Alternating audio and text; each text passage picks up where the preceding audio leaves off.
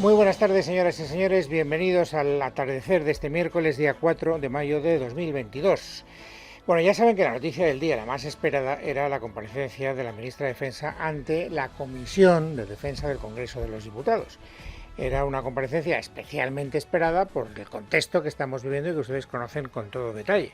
Esto del espionaje a través de software Pegasus a los independentistas catalanes y también al presidente del gobierno y a la propia ministra de Defensa.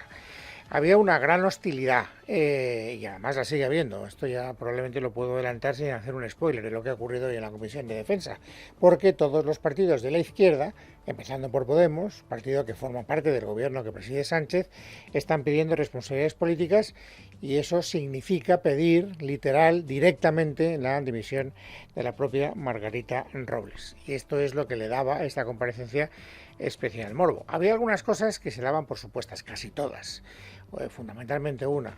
Ustedes, si son aficionados al cine, verán que en todas las películas de guerra, cuando hay un prisionero de guerra, ese prisionero llega leccionado para que en el interrogatorio solo puede decir su nombre, su rango y la unidad a la que pertenece. Bueno, pues se sabía que Margarita Robles iba a ser, digamos, a sujetarse a ese guión. Me llamo Margarita Robles, soy ministra de Defensa y pertenezco a una unidad que tiene como objetivo defender la pulcritud del derecho de Estado, del Estado de Derecho. Y por lo tanto, pues de ahí no iba a salir y de ahí no ha salido. O sea, lo fundamental, sabíamos que iba a ser eso. Había algunas dudas. Por ejemplo, ¿defenderá a la directora del CNI? Porque durante todos estos días se ha dado por hecho que lo más fácil para salir de esta crisis es, dado que mis socios parlamentarios, piensa Sánchez, me están pidiendo alguna cabeza, daré la cabeza de la directora del CNI. Así les podré decir, aquí tenéis lo que me habéis pedido en bandeja de plata. Salvo a Margarita Robles, porque me pongo yo mismo en un lío si en este contexto hago que dimita a mi propia ministra e intentamos seguir tirando como podamos el resto de la legislatura. Este era el contexto y por eso había mucho interés en saber si Margarita Robles iba a defender o no a su subordinada, porque la, digamos, responsable política del CNI es la ministra de Defensa y la responsable técnica del propio CNI es la directora del CNI. ¿Iba a haber o no iba a haber defensa? Bueno, hay algunos que consideran que ha sido tibia, hay otros que consideran que ha sido más entusiasta de lo esperado, opiniones para todos los gustos, pero haberla la ha habido.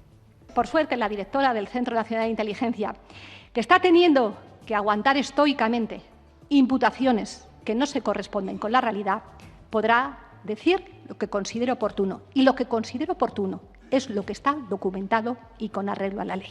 Lo que yo no voy a aceptar, ni como ciudadana demócrata, ni como jurista, ni como miembro del Gobierno de España, es que con esa frivolidad se hagan imputaciones a quien no puede defenderse, que es el Centro Nacional de Inteligencia. Luego ha dicho que se siente muy orgulloso del CNI, de todos los que trabajan ahí. Me parece que ha dicho 3.000 funcionarios que velan por nuestra seguridad y también por nuestra libertad. Bueno, no ha nombrado a la directora del Centro Nacional de Inteligencia por su nombre y apellidos, pero sí por su cargo, y ha dicho que está siendo sometida a una persecución injusta de la que no se puede defender. ¿Por qué ha dicho que la persecución es injusta? Porque se le están atribuyendo algunos, digamos, problemas que no eran de su jurisdicción. Si ustedes están siguiendo este culebrón, digamos, con cierto detenimiento, con cierta tranquilidad, y leen lo que se publica en los medios de comunicación, habrán visto que desde hace 2 días se viene diciendo, oiga, que es que el CNI no tiene la obligación legal de vigilar la seguridad del teléfono móvil del presidente del gobierno. Si quieren ustedes buscar al verdadero responsable de ese fallo en la seguridad, que lo es, que el presidente del gobierno no pueda tener, digamos, intimidad en su teléfono móvil, es un fallo de seguridad, pero ¿a quién le compete tener ese cabo bien atado?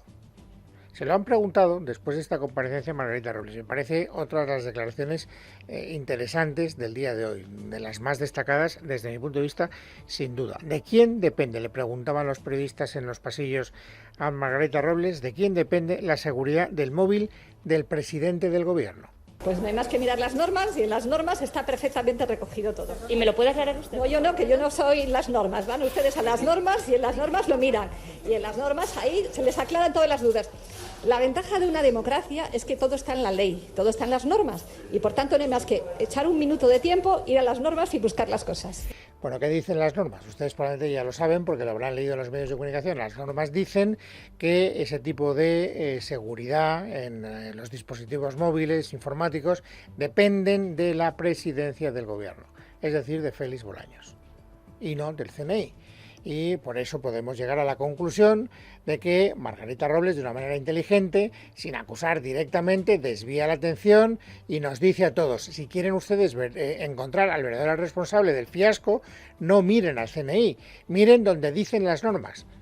Y ella no lo dice, pero a entender claramente que por lo tanto tenemos que mirar al ministro Bolaños, que es el que despertó todo este lío cuando el día 2 de mayo, antes de ayer, día festivo, inopinadamente convoca una rueda de prensa a las 9 de la mañana para contarnos a todos los ciudadanos de España que tenemos unos servicios de seguridad que son incapaces de mantener la seguridad en nuestro país, algo que no se ha visto jamás en los países de nuestro entorno. Bueno, a mí me parece que informativamente esta parte, digamos, de la comparecencia de Margarita Robles es la más destacada. Es verdad que luego Margarita Robles, no crean ustedes que ha estado muy bien en la comparecencia. Yo creo que ha cometido algunos errores verdaderamente notables, sobre todo uno, cuando ha afirmado esto. Cuando alguien tiene conocimiento de un hecho delictivo, no debe callarlo ni guardarlo. Debe acudir siempre a los tribunales a denunciarlo. ¿Y por qué digo que esto es un error? ¿Dice alguna barbaridad? No, no dice ninguna barbaridad, se mueve en el terreno del deber ser. Pero ¿qué es lo que pasa? Que nosotros sabemos, todos los ciudadanos sabemos, que hace un año el teléfono de una miembro del gobierno, de la que entonces era ministra de Exteriores, González Blaya, había sido hackeado, había sido espiado. El gobierno lo sabía. Hizo lo que, según Margarita Robles, debería hacer, puso en conocimiento de la justicia un hecho delictivo para que la justicia investigara. No, no lo hizo. Por eso digo que hoy, cuando se acoge a ese argumento, está dejando muchos agujeros y está permitiendo que la oposición, que estaba con los dientes afilados, pudieran atacarla. En cuanto han oído esta frase, ha salido Mireia Vehí, de la CUP, y le ha dicho a la ministra lo que era de cajón. La señora Laia, ex consejera de Exteriores, ya denunció en 2021 que había sido espiada. ¿Por qué tardan un año? ¿Por qué el móvil del presidente del Gobierno y el de usted misma solo se revisa cuando salta el escándalo a partir del espionaje a los independentistas? Y lamento decir que estas preguntas no han sido respondidas por Margarita Robles. Ella iba con un guión, le interesaba mandar unos mensajes, pero lo que es llegar al fondo de la cuestión, en el esclarecimiento de esas dudas, pues no ha dado un paso al frente. Naturalmente la CUP no se ha quedado satisfecha. Bueno, la CUP ha hecho una cosa rara. Veía soltado su discurso y cuando le ha tocado el turno a la ministra de Defensa para darle la réplica, para contestarle, Veía no estaba. Se había ido, no le interesaba lo que le tenía que decir en la comisión la ministra de Defensa, pero bueno, desde ahí se ha pedido la dimisión, como es lógico, de la ministra de Defensa. Digo como es lógico porque es que todo el independentismo está pidiendo la dimisión de Margarita Robles, no solo el independentismo, como luego veremos, también Podemos. Pero bueno, en representación de Esquerra Republicana de Cataluña ha actuado Dolors Bassa. ¿Y qué es lo más importante que he dicho? Dos cosas. La primera, que Margarita Robles, por dignidad torera, tiene que dimitir. Esto va de democracia y España está en una situación de clara emergencia democrática. En una democracia plena, usted, ministra Robles, debería dimitir o ser cesada. Esta es la primera cosa interesante que ha dicho, ninguna novedad, porque llevan pidiendo la dimisión desde hace 4 días y lo que te rendaré Morena. Y la segunda cosa interesante, cuando ha hablado de la cuestión de fondo, ¿por qué están ustedes espiando a los independentistas? ¿Por qué quieren ustedes ganarnos la batalla del independentismo con la guerra sucia? Oiga, si quieren ganarnos, jueguen limpiamente. Hay una manera de ganarnos, ha dicho Bassa. Y si no, aténganse a las consecuencias. Solo se nos puede vencer en las urnas. Y si ustedes no son capaces de ponerlas, nosaltres ho tornarem a fer. Bueno, esto no deja de ser una chulada, ¿no? Es decir, bueno, hemos sido condenados por hacer lo que hicimos, algunos de nosotros, luego hemos sido indultados, pero antes hemos sido condenados y no nos importa volver a hacer aquello que supuso una condena porque había sido entendido por los tribunales de justicia como un acto ilegal. En fin, a Margarita Robles esta parte le interesaba poco, aunque luego no ha tenido más remedio que entrar, lo veremos enseguida cuando le ha tocado el turno a Junts per Catalunya, pero sí ha querido dejar claro por qué no dimite. Ella no dimite porque ella reclama la presunción de inocencia incluso para sí misma. Yo creo en los tribunales, creo en la presunción de inocencia de todo el mundo, público y privado, porque créame, aquí somos muchos las personas que llevamos muchos años partiéndonos la cara para que usted y yo tuviéramos la presunción de inocencia y para que lo tuviera todo el mundo. Y solo un juez, con las garantías, pudiera determinar las culpabilidades. Bueno, esto lo he dicho varias veces, porque como le digo, han sido varios los grupos que han pedido la dimisión de la ministra de Defensa. Pero antes hacía una referencia cuando escuchábamos a Dolors Bassa diciendo que lo volveremos a hacer. Si ustedes no nos ganan en las urnas y no quieren poner urnas, lo volveremos a hacer. Bueno, esto es también algo que ha estado muy presente en la intervención del señor Pallés, que es el que representaba en esta Comisión de Defensa a Junts per Catalunya, es decir, el partido de Puigdemont. Y aquí es donde se ha producido un momento tampoco especialmente tenso, ¿eh? O sea, quiere decir que no hay nada nuevo bajo el sol tampoco en este fragmento del relato. Pero le ha dicho Junts per Catalunya a la ministra de Defensa: oiga, usted la semana pasada en la Comisión de Control lo que dijo es que estábamos bien espiados. Como no respetábamos la ley porque hacíamos referéndums ilegales y buscábamos la independencia, etcétera, etcétera, pues ¿qué tiene que hacer el Estado para defenderse? Espiarnos. Usted justificó el espionaje precisamente por esa razón. Y esto es algo que hoy ha vuelto a salir en esta comparecencia. Margarita Robles ha querido matizar de alguna manera lo que dijo hace una semana en la sesión de control, justo el miércoles de la semana pasada, pero en el fondo, como verán, mantiene la misma tesis. Yo lo único que le digo es que un Estado de Derecho ve situaciones de violencia para las personas, que a lo mejor, pueden ser constitutivos de delito. Cuando hay barricadas, cuando se corta el aeropuerto, bueno, eso es a lo que yo me refiero. Y cuando a uno le llaman para comparecer a la acción de la justicia, hay algunos que comparecen, incluso se les condena. Hay otros que no comparecen y se van. Bueno, ese es el caramelo envenenado, ¿no? Diciendo, oiga, que usted pertenece a un grupo político cuyo líder ni siquiera tuvo las agallas de responder ante la justicia como hicieron otros. El señor Junqueras fue condenado, luego indultado, pero pasó un tiempo en la cárcel. El señor Puigdemont está huido porque no tuvo el coraje de someterse al veredicto de la justicia de nuestro país. Bueno, es una manera, digamos, de seguir poniéndole el dedo en el ojo al adversario, algo muy normal en este tipo de debates parlamentarios.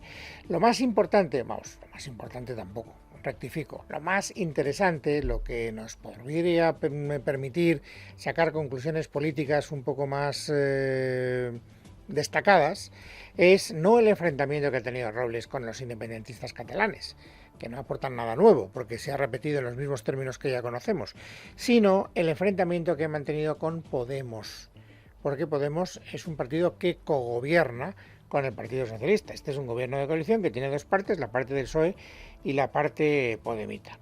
Bueno, pues precisamente eso es lo que ha querido utilizar Margarita Robles en su intervención con el señor Echenique, que ha estado duro y que, como luego veremos, ha pedido también su dimisión.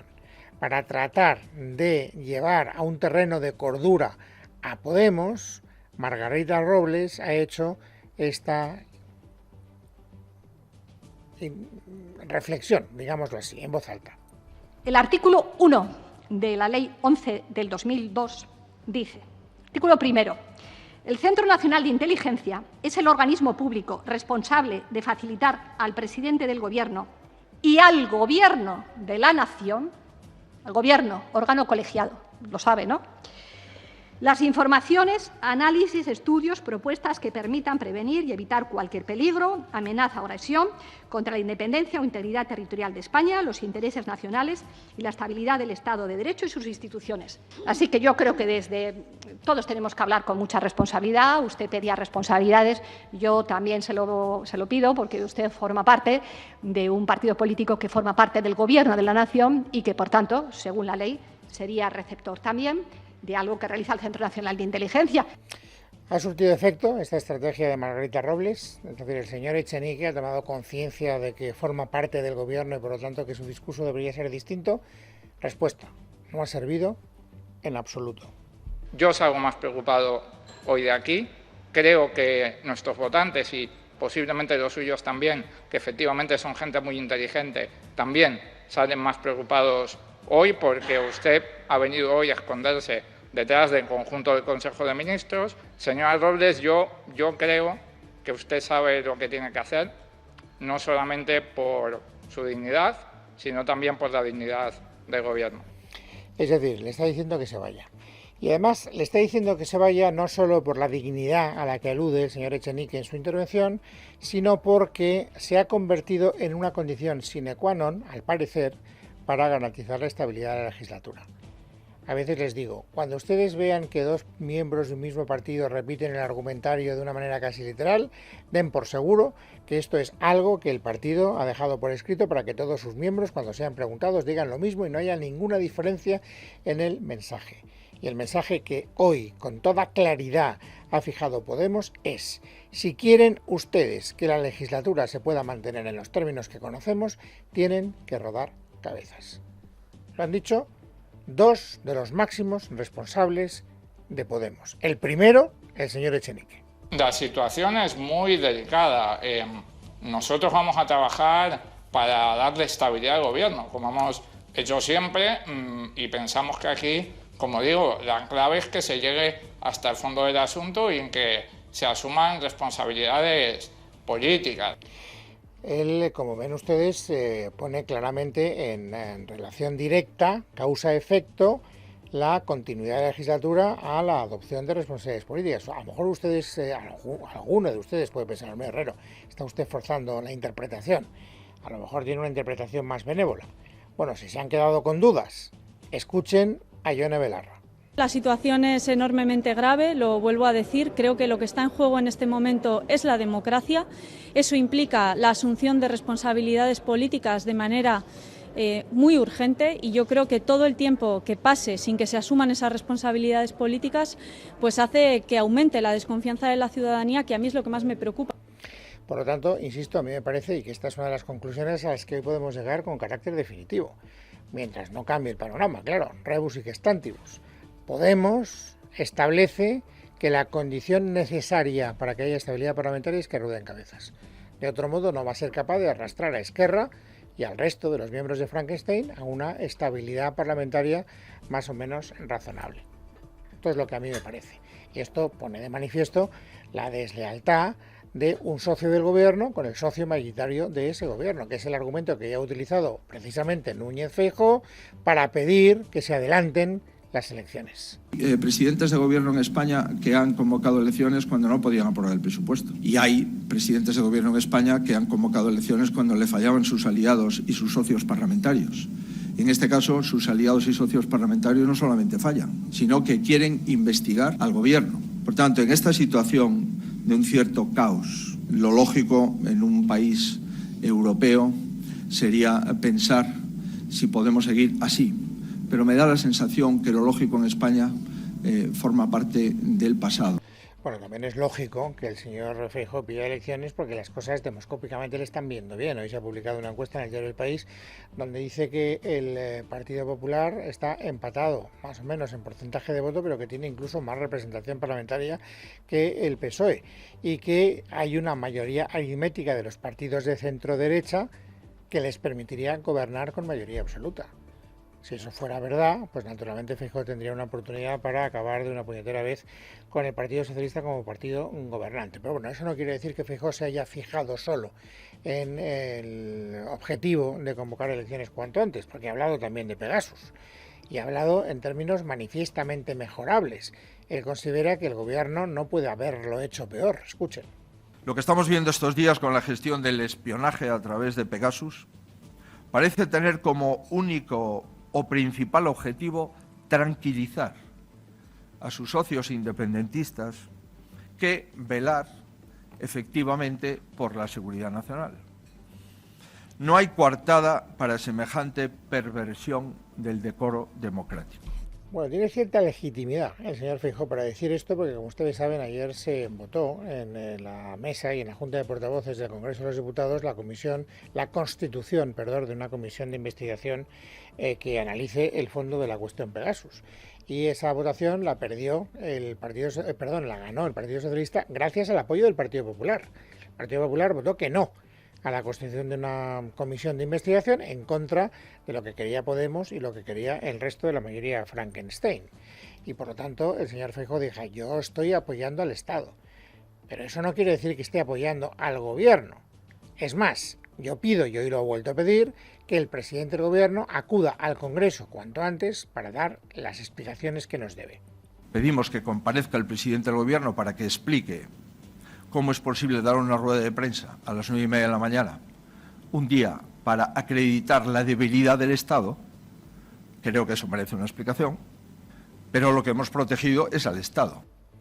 Bueno, pues este es el resumen de lo que ha ocurrido en el Congreso, este es el asunto más destacado desde el punto de vista político, pero naturalmente no me olvidaré mientras dure de la guerra de Ucrania. Los países europeos siguen viendo cómo hacerle daño económico a Rusia, aunque ese daño suponga hacerse daño también a sí mismos, de tal manera que ya la presidenta de la Comisión, la señora Van der Leyen, lo que está diciendo es vamos a ultimar el embargo del petróleo ruso. Esta es una de las novedades del nuevo paquete de sanciones económicas que Occidente está perpetrando contra Vladimir Putin. Leticia Barquín. 70 días de la invasión rusa y la Unión Europea todavía debate cómo evitar que su dinero ayude al ejército de Putin, por lo que ingresa al comprar su petróleo, cerca de 40.000 millones de euros anuales por el crudo. Desde el Parlamento de Estrasburgo, la presidenta de la Comisión Europea, Ursula von der Leyen, ha anunciado que ya se está tomando la decisión de prescindir en Europa de esta fuente de energía. Seamos claros, no será fácil. Algunos Estados miembros son fuertemente dependientes, pero debemos simplemente trabajar en ello. Proponemos desde ahora una prohibición del petróleo ruso en Europa. Sería una desconexión gradual. En 6 meses quiere prohibir las importaciones del crudo y de aquí a final de año prohibir las compras de los productos refinados, tanto por vía marítima como por oleoductos. De esta forma se busca minimizar el golpe en las economías europeas y preparar vías alternativas de suministro. Países como Hungría o Eslovaquia, que se niegan por su mayor dependencia del petróleo ruso, tendrían un año más para prepararse. Siendo la prohibición al petróleo ruso su medida estrella, von der Leyen también ha anunciado que este paquete de medidas incluye sanciones contra los militares responsables de los crímenes de Bucha o los que están asediando Mariupol. Además, Bruselas propone excluir del sistema de pagos internacional SWIFT al mayor banco ruso, Sberbank, junto a otros 2 que también estarían aislados, así como prohibir la difusión de 3 cadenas estatales rusas.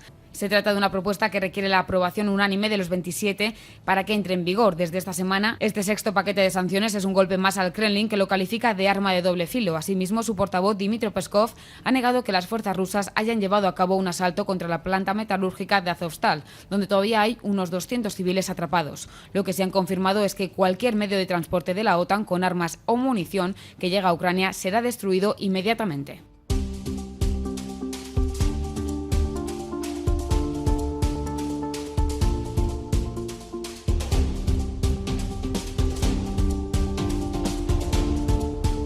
Hoy es miércoles, es 4 de mayo de 2022. Vamos, amigos, a completar el paisaje informativo sobresaliente del día. Carmen Arreaza, buenas tardes. ¿Qué tal, Luis? Buenas tardes. Hoy hemos conocido los datos de empleo del mes de abril con récord positivo, ya que se superaron los 20 millones de afiliados a la Seguridad Social. Además, el número de parados se redujo en casi 87.000 personas, cifras similares a antes de la pandemia. Leticia Vaquero, buenas tardes. Buenas tardes. Según los datos facilitados por el Ministerio de Trabajo, la Semana Santa y sobre todo la hostelería han impulsado la creación de empleo durante el mes de abril. De esta manera, el número de desempleados registrados en las oficinas SEPE registró un descenso de 86.200 personas respecto al mes anterior, hasta un total de los 3.022.000 parados. Lo explicaba el secretario de Estado de Empleo, Joaquín Pérez Rey, quien en un gesto de euforia decía que esta era la rueda de prensa que siempre había querido dar. Que casi es la rueda de prensa que siempre he estado deseando dar, porque yo creo que los datos hoy son muy espectaculares o increíbles.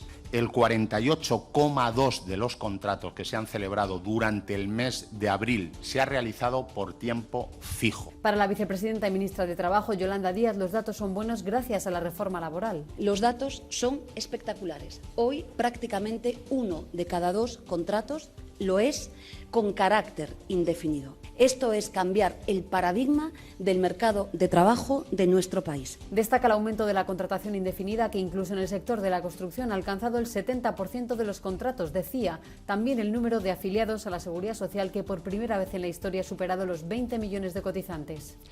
Gracias, Leticia. Cambiamos de asunto. En una entrevista en Es la Mañana de Federico, Isabel Díaz Ayuso ha desmentido de este modo la información publicada por El País, que señala que el hermano de la presidenta madrileña compró las mascarillas que luego vendió a la comunidad en una fábrica de cables eléctricos que falsificó certificados sanitarios. Y yo lo que veo es que como esto va a quedar en nada y se va a archivar, ahora ya tienen que sembrar sospecha. Ya no es solamente que no ha habido corrupción, es que ahora ya la mascarilla, ya falta solo saber la calidad de los calzones del chino que cogió la caja en el aeropuerto y que probablemente era fraudulento.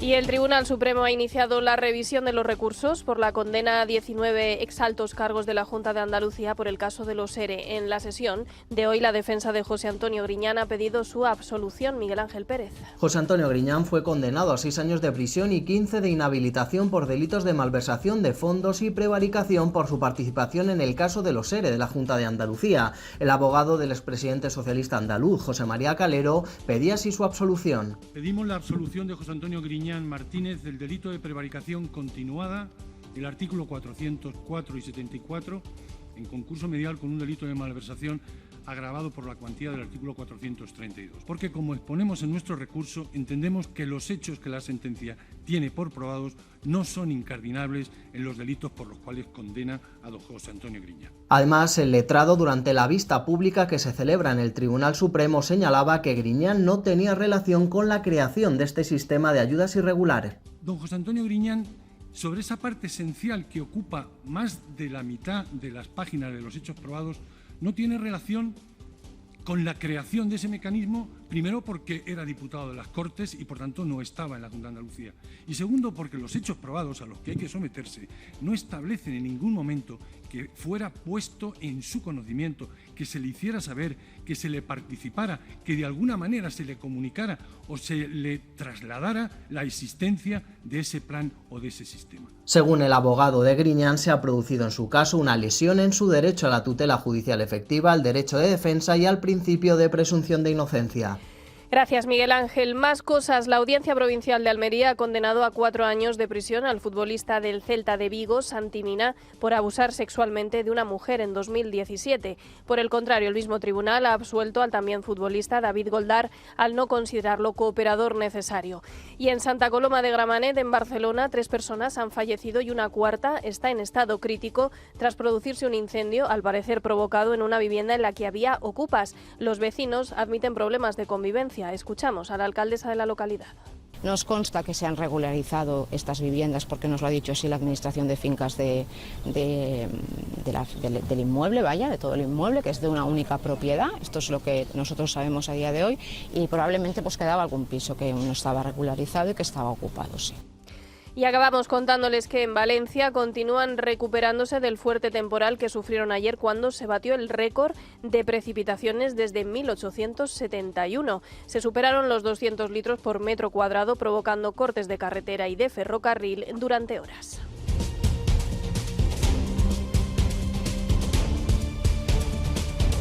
En Casa de Herrero, con Luis Herrero. Es Radio.